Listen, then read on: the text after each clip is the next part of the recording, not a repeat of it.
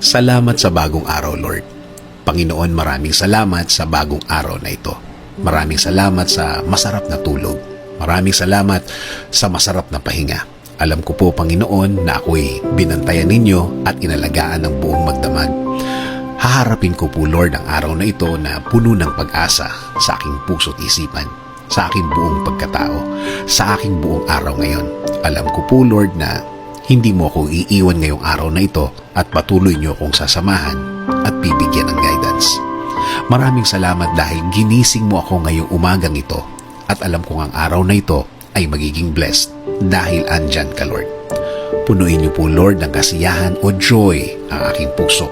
Ipaalala niyo po sa akin kung gaano ako ka-blessed sa araw na ito. Lagyan niyo lagi ng dahilan ang aking kasiyahan at mga dahilan kung bakit magiging thankful po ako. Kapag pumasok na po ang problema sa aking araw ngayon, i-remind niyo po ako ng inyong pagmamahal, ng inyong presensya, ng inyong kabaitan, ng inyong pag-aalaga, na kayo po ay laging andyan para ako'y alalayan.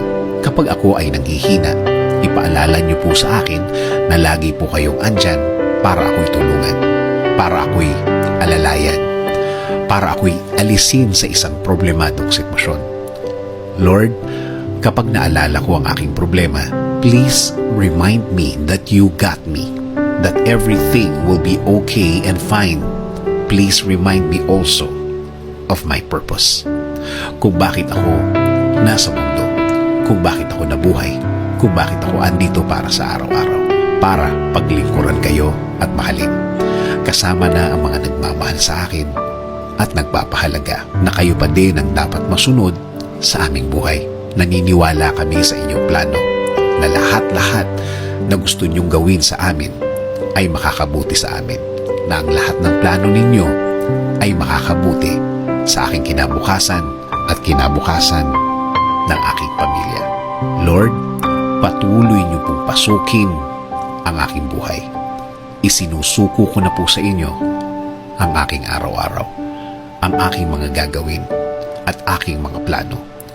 Patuloy niyo kaming bigyan ng guidance sa araw na ito at sa mga susunod. Alam ko po, Lord, na ang araw na ito ay mas mabuti, mas maganda, mas produktibo kesa kahapon. Dahil ang lahat ay magbabago kapag kasama ka namin, Lord. In Jesus' name we pray. Amen.